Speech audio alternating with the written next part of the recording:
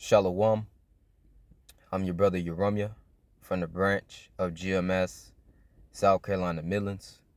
And before we start off, all praise, honor, and glory belongs to Yahawah, Bahasham, Yahawashi, Bahasham, Rawchaa, Qadash. Double honors unto the apostles and the elders of Great Millstone who teach and who rule well. And Shalawam unto you, hopeful elect, scattered abroad throughout the four corners of the earth. To you I say Shalawam. Just a quick lesson through the spirit and the power of Yahawah, Bahasham, Yahawashi. Going into the Lord was never dealing with the heathen nations. And the heathen nations is every nation that Yahawashi have created on the face of the earth outside of his chosen nation, the house of Israel, the so-called blacks, Hispanics, and Native Americans of today. He wasn't dealing with them then, and he's not dealing with them now. All right, this is Ezra 4:1. Now when the adversaries of Judah and Benjamin heard that the children of the captivity builded the temple unto the Lord Yahawah, power or God of Israel, all right, that's a point in itself, the God of Israel, the power of Israel, then they came to Zerubbabel, and if you can receive it, it's King David, all right, reincarnation is real, all right, and that is King David, Zerubbabel, all right. It says, then they came to Zerubbabel and to the chief of the fathers, and said unto them, let us build with you, for we seek your God, your power. All right. It says, as ye do, and we do sacrifice unto him since the days of Esarhaddon, king of Assur, which brought us up hither. Let's read what our forefathers said to these heathen.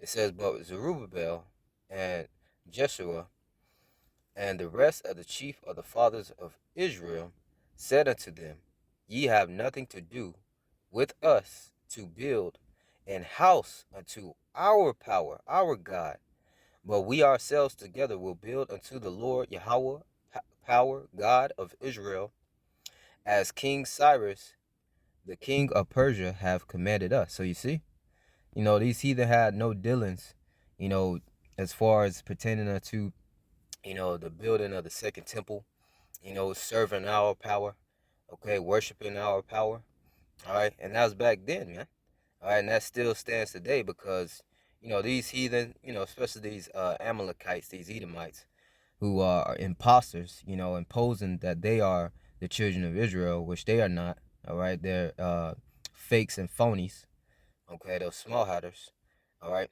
they seek to build a physical third temple, over in the Holy Land, man. Okay, but that's not the case, man. Yahawah Shemel Shai, through the spirit and the power, all right, is building up this spiritual third temple through his people, man, through his men, all right, and proving that point. And I gotta go in. I was looking this up, man. Let's see here. Uh, Lively stones, right? First Peter, and if you can receive it, Peter, King David, okay, the head of the church, right? Okay, King David in reincarnation. It says, First Peter chapter 2 and verse 5, ye also, as lively stones, are built up a spiritual house. Yeah, you brothers, man. We're building up this spiritual third temple, man. Okay, each brother is a lively stone. Each brother is a brick, a part of the Lord's house, man. Okay, it says, ye also as lively stones are built up a spiritual house. So it's a spiritual third temple being built. It says, a holy priesthood to offer up spiritual sacrifices acceptable to Yahawah by Yahawashi Hamashiach. And yeah, that's because Yahawashi is the high priest and the mediator, man. Okay, so verse 6, and each brother, being a part of the Lord's house, man, we're adding unto Yahawashi, man, which we'll read. He's the chief cornerstone.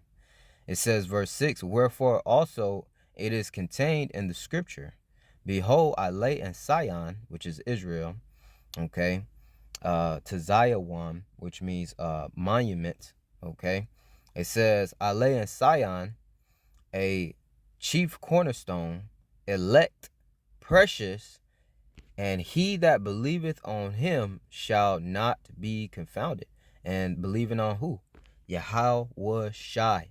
Okay, he is the chief cornerstone. He is Yahawashi is the foundation that we're adding unto, man. Okay, coming into this truth, man. All right, so you see, and the heathen has no dealings as it pertains to, in the ancient days building, the first and the second temple. Okay, and the heathen have no dealings as it pertains to the building up of the spiritual third temple. So, all right, so the Lord was never dealing with the heathens.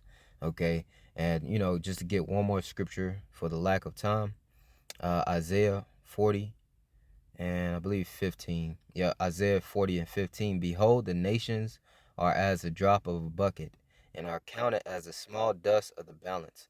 Behold, he taketh up the isles as a very little thing. So dealing with these heathen nations, they're as a drop of a bucket. You spill a little drop out of a bucket of water, you ain't gonna think twice about that. That's how the Lord looks at these heathen nations, man.